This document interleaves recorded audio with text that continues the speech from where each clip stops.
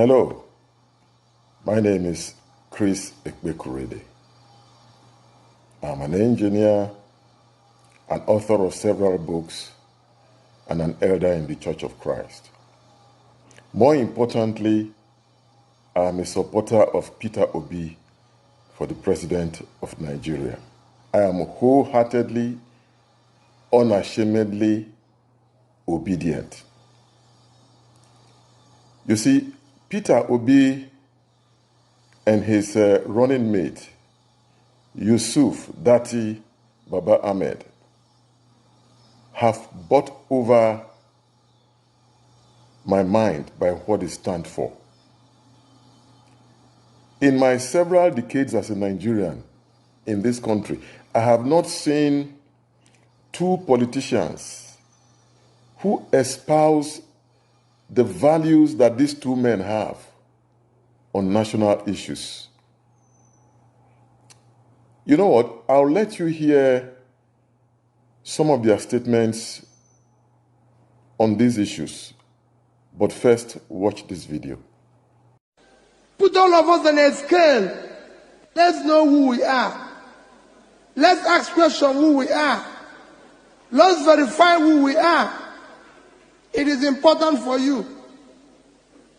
Do not say because Peter Obi is from the East, I will vote for him. Do not vote for me because I'm an Igbo man. Do not vote for anybody because they're from the West. Do not vote for anybody because they're from the North. This is time to vote a human being who have conscience and trust. Now, listen to Peter Obi and his running mate. I was in church this morning with my friend. We came late, but they told us we have a place for you in front. I told them no. Latecomers sit at the back. Let's stop celebrating what's wrong. These things lead to impunity. Impunity has become a measure of power in Nigeria. That is Peter Obi. I wear black shoes and I have 2 pairs. I travel with them. The purpose of shoes is to prevent your feet from being hot. Nothing else. That's Peter Obi. This is the only watch I have and I've been using it for 17 years. The purpose of a watch is to keep time. Why should I have another at home? Whose time is it keeping? That's Peter Obi. The only place I have a house officially built is Onitsha. If you see any house elsewhere belonging to Peter Obi, confiscate it. That's Peter Obi. One of the greatest measures of your economic stability is your currency.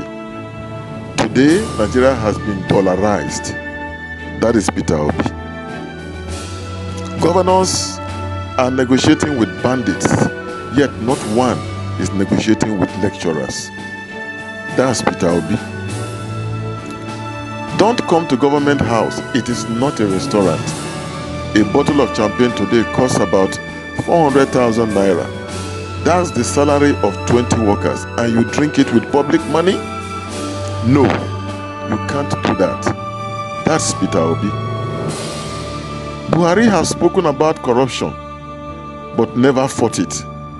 I don't think he fully comprehends how corruption is carried out in this country. The worst form of corruption is a fake war against corruption. That's Yusuf Dati Baba Ahmed. An important truth has emerged, and that is that votes do count. If votes don't count, why do party agents pay so much money for them? Votes will count in the next elections. Unfortunately, that includes votes purchased by politicians. Despite condemnations, the recent Osho election reported rampant vote buying. Also, unused ballots at polling booths are purchased and furiously printed. Therefore, there must be no leftovers. That means we voting quite massively. Make no mistake, the corrupt politicians will not let go without a fight. If anything, a threat such as Peter Obi poses will make them even more desperate. Put it in proper context. If only 50% of the votes received by PDP and APC in Osun were bought, that means some 2 billion naira had gone into that purchase alone. Imagine how much they are ready to spend across the country next year in one election. These people are destroyers. As Professor Ayo Olukotu says, we have voted in the past without choosing candidates. That's because the candidate options were foreclosed. We've allowed uninformed, poor and greedy party delegates foist non-starters on us as candidates by the sheer force of money. The major political parties have monetized their primaries for the highest bidder. But as God will have it, we have a rare chance of a credible candidate emerging from another, if you like, fringe political party. It is up to us to make the Labour Party a major party in the coming election. We can do that through effective mobilization in our individual capacities and, more importantly, getting our PVCs so we can vote.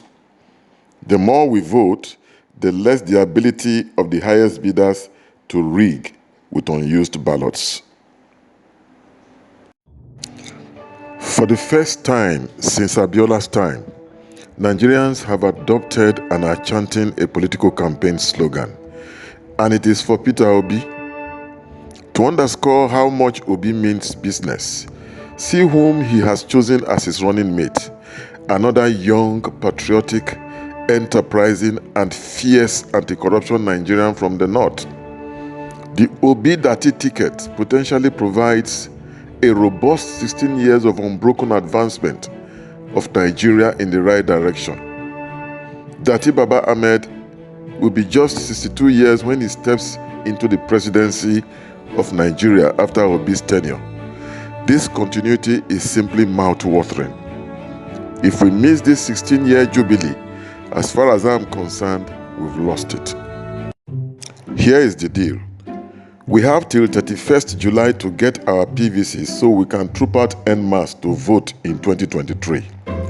Don't assume someone else will do it. Personally take action to change things. We must translate loud rhetoric into feverish action. Educate your constituents on the Labour Party logo. Peter Obi's picture will not be on the ballot. It is the party logo. We must do what we did only once, by actively marketing Peter Obi through vigorous and relentless word-of-mouth campaigns as we did for Abiola. Look, here is an irony. The vote of your uneducated and unenlightened relative, neighbor, or acquaintance carries the same weight as your vote. So to make your vote weigh more, you must market Obi to these people. Abiola happened about 30 years ago. You must convince them to ignore the enticing 5,000 naira for their vote. If we miss this chance, some of us may never see the opportunity return in our lifetime. Sorry. Let's remember this. The PDP, despite the constitutional provision for federal character and the unwritten rule for zoning and power rotation that we have known over the years, has elected to gun for a 16-year presidency for the North by choosing a northern candidate to succeed Buhari. The APC, on the other hand, is fielding a Muslim ticket in arrogant defiance of Nigerians' clamor for religious balance in our politics. These are not people or parties that mean well. They simply don't care. What they are projecting is business as usual, and Nigerians are tired of it. Having failed woefully in the estimation of Nigerians, President Muhammadu Buhari has a unique opportunity to redeem his image and reputation. He can do this by ensuring that the 2023 elections are the freest and fairest ever. This was done under a military regime. There's no reason why it can't be done in a democratic era. He must lend his executive voice against the endemic cash and carry electioneering that is rampant in the land. Buhari should give the marching orders to the EFCC to clamp down on vote buying in 2023. The new electoral law gives him all the leverage and power he needs to do this. Now, let me say this. Anyone that has access to this man, in whatever form, should drum it into his ears, because as far as I am concerned, for Buhari, this is the last chance to etch his name in gold in Nigeria. Thank you so much for listening. I will urge you to subscribe to this channel. But more importantly, I will want you to share widely this video in order to help enlighten our people in preparation for 2023. Once again, my name is Chris Ekpekurede, your host on this channel. See you soon.